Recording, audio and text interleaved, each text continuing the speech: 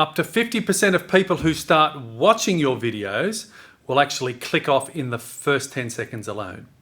So in this video, I'm going to show you how to overcome that, and that's coming up right now.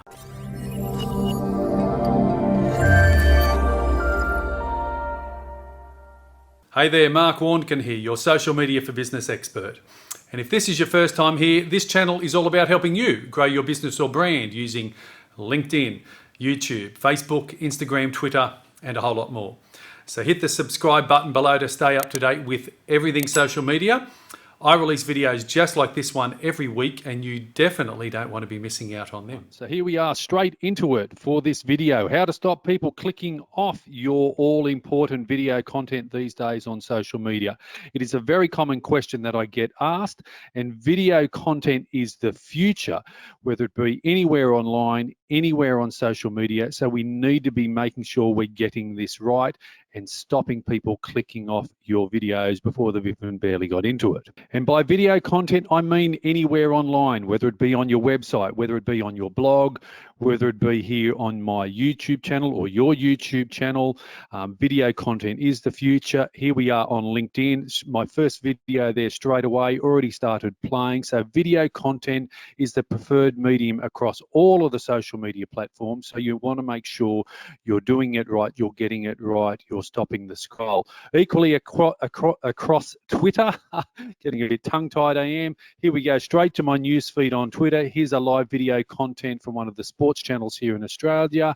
The tips and the information are universal. Equally, whether it be on Facebook, your Facebook business page, Instagram, TikTok, Snapchat, wherever the video content will is online, these tips and information are universal. Now, while saying all of that, the first 10 seconds are absolutely critical, because up to 50% of people will actually click off your video within that first all-important 10 seconds. How do I know that?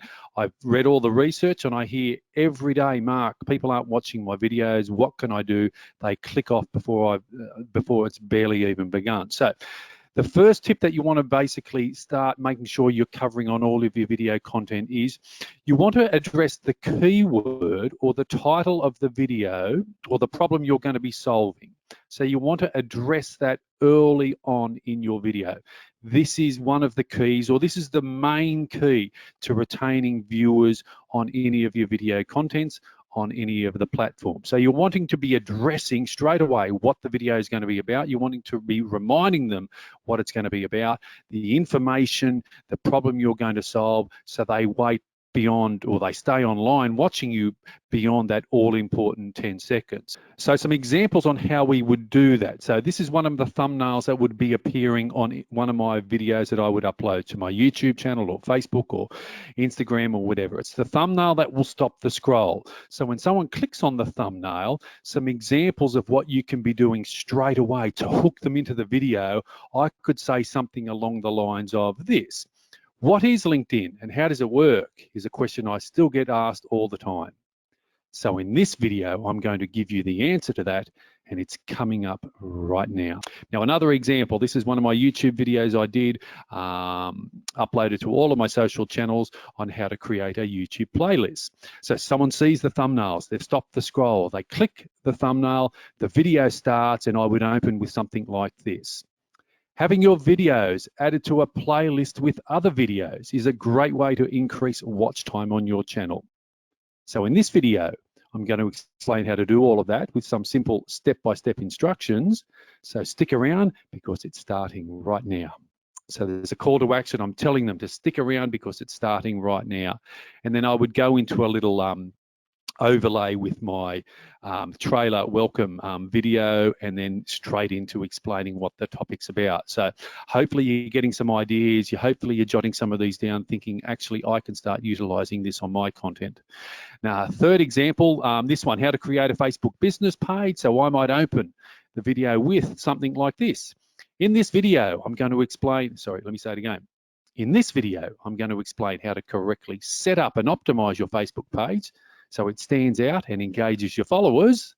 And then you could say whatever, however you wanted to finish off. But I think you're probably getting the idea now. You want to address the issue that the video is all about, the problem or what the video topic is all about. You want to address it straight away to get you beyond that all-important first 10 seconds. So there's some examples for you to be using. Now, once you're past the first 10 seconds, you're then aiming to retain the viewer for the next 30 seconds. That's right. We want to do it in blocks, and some extra tips and points that we can start using are sound quality. You want to make sure your sound quality is good. If they can't hear you, the all important, they will stop the scroll, they will click off, and the opportunity will be lost. So that's, I know, very basic, very common sense, but the vast majority of people aren't necessarily focusing on that. The sound quality is not good, so people click off. Equally, the lighting. Can they see you or what you're talking about? The lighting and the sound are two surefire reasons or ways why people will click off your video and they will be lost. Equally, another one is the background is not too distracting. On this slide, it's just a white background, nothing to distract other than the points that I'm talking about.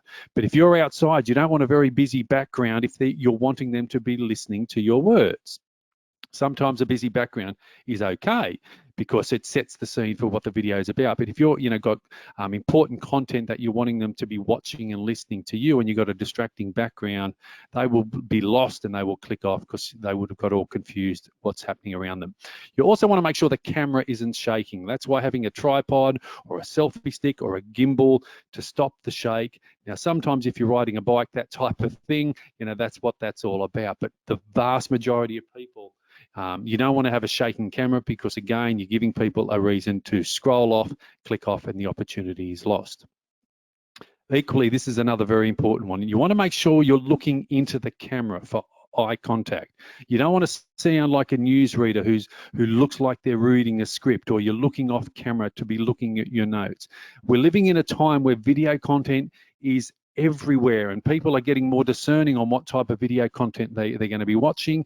And if you look and sound like a newsreader, if it looks like you're reading off script and not looking into the camera, again, you're giving them another reason to actually click off. The opportunity's lost. And some other things that you can try to keep your viewers engaged on your video are try different camera angles. You see people recording, right in front of the camera, then they might have a second camera set up. Now, that's some expert tips, and it might be way beyond where you are at the moment, but that's another thing that you can start implementing into your video recording to engage. You can zooming in and zooming out as well. We see that, and we probably don't necessarily notice it, but you'll probably start noticing it now on the videos you start watching, where the zoom in, the zoom out, it just changes up the scene, that type of thing.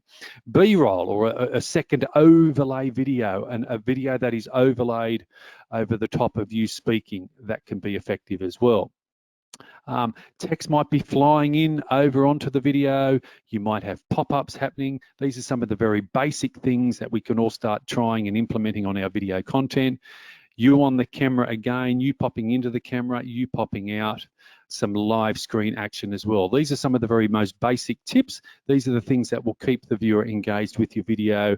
And video content is all about promoting you, your business and brand. That's what we're doing it for, and we're wanting them to stay watching the video for as long as possible. So there we go. Hopefully you found this video informative, entertaining and helpful, and I've given you some tips and tricks and information to actually create more engaging video content, especially that all-important first 10 seconds as well. So if you're watching this video on my YouTube channel, don't forget to hit the subscribe button below to stay up to date.